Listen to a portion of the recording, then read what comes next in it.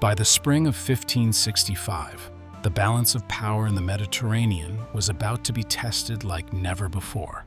On one side stood the Ottoman Empire, led by the aging but still formidable Suleiman the Magnificent, ruler of an empire that stretched across 3 continents.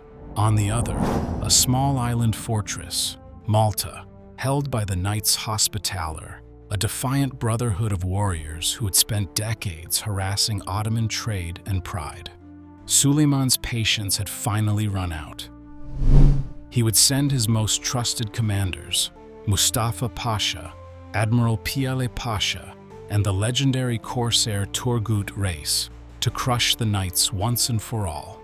What followed would become one of the most desperate and heroic sieges in history, a clash that would decide the fate of the Mediterranean itself.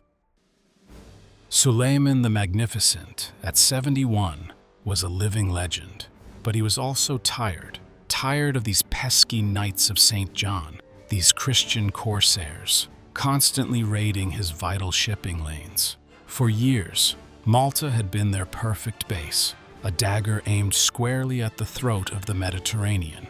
It was a strategic choke point, a hub for their privateering operations that had become a constant, infuriating thorn in the Sultan's side. Take Malta, and the road to Sicily would be wide open. Take Sicily, and the heart of Christian Europe, already fractured, would unravel like a cheap, forgotten rug. The Knights themselves had a history of defiance. Exiled from their previous stronghold on Rhodes in late 1522 and departing in early 1523 by Suleiman himself, they had been granted Malta by Emperor Charles V on one crucial condition. They had to police the sea lanes, to be the shield against Ottoman expansion. For Suleiman, wiping them off the map wasn't just a strategic imperative. It was deeply personal. Every Christian galley they captured, every Muslim pilgrim ship they harassed, was an insult to the Sultan's immense prestige, a direct challenge to his divine mandate. This wasn't just about territory, it was about honor. So he assembled a force of truly biblical proportions, the largest amphibious invasion seen since antiquity. We're talking 130 sleek war galleys, 180 transport ships, laden with men and materiel, and around 25,000 to 30,000 crack troops. And that's not counting the camp followers, the engineers, the artillery specialists, and one very angry, very cunning corsair admiral named Dragut, whose legendary reputation preceded him. This was the might of the Ottoman Empire, unleashed. Against this overwhelming tide, Grand Master Jean de Valette, a seasoned warrior in his late 60s, scraped together what he could. His corps were 500 knights, the elite fighting force of the order. Then there were around 4,500 European mercenaries, mostly Spanish and Italian, and about 3,000 Maltese militia, farmers and townsfolk, many with little to no military training, but with everything to lose. They had enough gunpowder for maybe 6 weeks, if they were careful. The odds? Roughly 10 to 1, and let's be honest, the Ottomans definitely had the better food. It looked like a foregone conclusion, didn't it? May 18th, the date etched into Maltese history. Ottoman scouts, their small boats gliding silently, paddled into Marsikslock Bay. Mustafa Pasha, the Ottoman land commander, was supremely confident. He fully expected the Knights to sue for peace within days, perhaps even hours. He anticipated a swift, decisive victory. Instead, what he found were star-shaped forts, newly reinforced, bristling with artillery, and manned by an enemy who seemed stubbornly unwilling to surrender. This was not the welcome he had envisioned. To keep his ambitious timetable, Mustafa knew he had to secure the deep-water anchorage inside Grand Harbor. That meant taking Fort St. Elmo, a tiny, almost insignificant outpost perched precariously on the tip of the Skybures Peninsula. It looked like a minor obstacle, a mere inconvenience. But Grandmaster de Valette, with a grim pragmatism, quietly understood St. Elmo was expendable. Every Ottoman hour spent battering its walls was a precious week bought for the rest of the island, for the more critical defenses of Birgu and Sanglea. It was a brutal calculation, but a necessary one. For nearly 30 agonizing days, the Turks hammered the fort relentlessly. They unleashed a torrent of 80-pound cannonballs, turning stone into dust, earth into craters. The knights, trapped within St. Elmo's crumbling walls, replied with desperate ingenuity. By night, they'd launch daring raids, rolling burning hoops of tar down the slopes, setting the Ottoman siege towers ablaze, lighting up the night with a hellish glow. Casualties mounted on both sides, a bloody tally that seemed to grow exponentially with each passing hour. The air was thick with the smell of gunpowder, smoke, and death. Then came a devastating blow for the Ottomans. Dragut, the legendary 80-year-old corsair king, a brilliant strategist and a fearsome warrior, was mortally wounded by a stone shard during a reconnaissance mission in late June. His death around June 23rd was a crushing psychological blow, sapping the morale of the besiegers. Yet, despite this, the fort finally collapsed on June 23rd. The Ottomans had gained a ruin, a mere patch of shattered rock no wider than 4 football fields, but at a horrifying cost. About 2,000 to 4,000 of their men lay dead, sacrificed for a strategic point that had bought the defenders invaluable time. Mustafa, enraged by the unexpected resistance and the heavy losses, ordered the knights' bodies beheaded. Their corpses gruesomely floated across the harbor on planks, a chilling message. De Valette's response was swift, brutal, and equally chilling.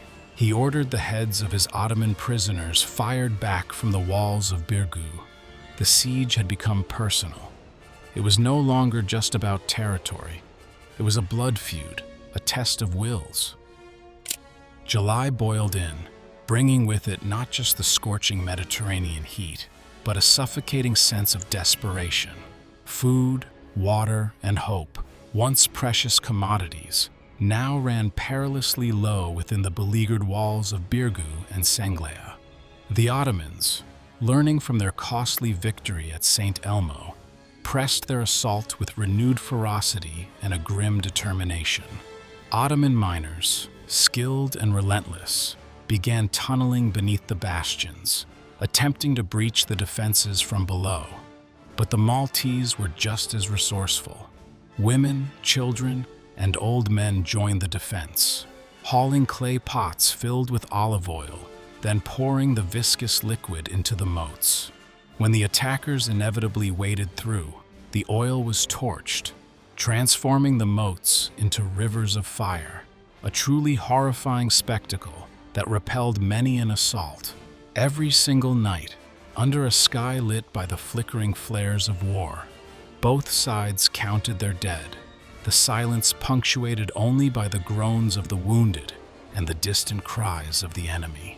On August 15th, the Feast of the Assumption, a day usually reserved for solemn celebration, Mustafa launched a massive, coordinated assault, hitting both Birgu and Sanglea simultaneously. Scaling ladders, dozens of them, reached the ramparts, and for 3 brutal, bloody hours, the battle was a chaotic, hand-to-hand melee. De Valette, now 70 years old, a figure of incredible resolve, was seen fighting in full armor at the breach, a sword clutched in one hand, a crucifix in the other. A knight, witnessing the Grand Master's fierce presence, later recorded, "Our Lord was seen that day in the shape of an angry Grand Master. His presence, his sheer refusal to yield, rallied the exhausted defenders. Miraculously, the Ottomans withdrew, leaving another 3,000 dead outside the walls. But the siege was taking its toll in other ways. Their tents, once a symbol of their overwhelming numbers, now crowded every valley, becoming breeding grounds for disease.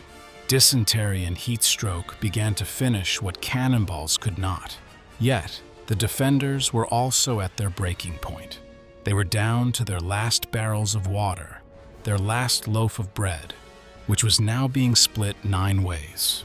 The whispers of despair grew louder. In Sicily, the Spanish viceroy, Don Garcia de Toledo, heard the grim reports and believed the island was finished, a lost cause. But, against all odds, against the advice of many, he assembled a relief force anyway. 8,000 men, loaded onto 35 galleys. And then he waited for the right wind, a divine intervention, anything that might give them a chance. Then, on September 7th, a glimmer of hope, a whisper on the wind. A small fleet, almost impossibly small, slipped into Melilla Bay at dawn. It was the relief force, the famed Gran Soccorso, about 8,000 men strong, but it carried something far more potent than its numbers, the red and yellow flag of Spain. Ottoman scouts, seeing the banner, instantly panicked. Was this it? Was this the spearhead of a Holy League armada, a massive Christian counterattack they hadn't anticipated? Mustafa Pasha, already demoralized, his supplies dwindling to a mere 10 days' worth, made a desperate gamble. He ordered one last, all-out mass assault, hoping to crush the remaining resistance before the full might of Europe, as he imagined it, descended upon him. But it was too late. The spirit of his men was broken. The assault failed within an hour. His elite janissaries, the feared shock troops of the Ottoman Empire, simply refused to climb the ladders again. They had seen too much death, suffered too many defeats at the hands of these stubborn, desperate defenders. On September 11th, the unthinkable happened. The Turks, defeated and utterly demoralized, burned their tents, spiked their remaining cannon so they couldn't be used by the enemy, and sailed away. Europe, which had been holding its breath for 4 agonizing months, finally exhaled. The relief was palpable, a collective sigh of disbelief and triumph that echoed from Madrid to Warsaw. The cost was immense. Ottoman losses were staggering, at least 10,000 dead, perhaps even more, a horrifying butcher's bill. Maltese losses were equally tragic. A third of the island's population had perished, along with 250 of the knights, the very core of their defense. Yet, the psychological earthquake caused by this victory was far bigger than any raw casualty count. For the first time since the fall of Constantinople, the supposedly unstoppable Ottoman superpower had been stopped, not by a grand army, but by a rock, a few zealots, and an almost superhuman refusal to bend. It shattered the myth of their invincibility and profoundly shifted the geopolitical landscape of the Mediterranean. Voltaire, with his characteristic wit, would later famously quip, "Nothing is better known than the Siege of Malta." And he was absolutely right. The victory immediately captured the imagination of Europe. Prints of the siege flew off the presses in Antwerp. Poets penned epic verses comparing the indomitable de Valette to the legendary Leonidas of Sparta. The knights, flush with new prestige and renewed purpose, began rebuilding their capital, christening it Valletta, a magnificent, meticulously planned city that still stands today as Europe's first planned city north of the Alps. It was a monument to their defiance, a permanent symbol of victory. More importantly, the Ottoman tide never again seriously threatened Italy or the heart of Western Europe. The empire, stung by this humiliating defeat, began to pivot. Its ambitions turned east toward Persia and south toward North Africa, and it became embroiled in the endless, grinding wars for control of Hungary. The psychological blow in Malta had forced a strategic re-evaluation, changing the course of their expansion. In Malta itself, The victory became the island's founding myth, a defining moment in its national identity. Every parish on the island still celebrates its local heroes from the siege, and every Maltese child learns the incredible price of freedom, measured in the very limestone of their island and the blood of their ancestors. The knights, who had been on the verge of bankruptcy before 1565, suddenly found donations pouring in from every corner of Christian Europe, from Madrid to Krakow. Their revitalized navy would continue to harry Barbary pirates and Ottoman shipping for another 2 centuries, a testament to their renewed power. And Suleiman, the magnificent sultan, whose grand ambitions had been so thoroughly thwarted, died the very next year on another muddy Hungarian battlefield, reportedly muttering, "Malta, Malta," as legend has it, a testament to how deeply the defeat had wounded him. So the next time you think that numbers tell the whole story, or that sheer might always triumphs, remember this: 500 knights, 3,000 brave farmers, and a 70-year-old commander who simply would not hand over the keys to Europe. They didn't just win a battle. They turned a tiny map dot into a continent's shield. They proved definitively that sometimes, just sometimes, a potent cocktail of grit, strategic geography, and a dash of holy stubbornness can stop even the most overwhelming force history can throw at you. History is, of course, full of turning point battles, colossal clashes featuring legions of men and vast artillery parks. But Malta, 1565, is that rare one, the truly exceptional one, decided not by overwhelming numbers, but by sheer willpower, clad in chainmail and fueled by an unshakable belief.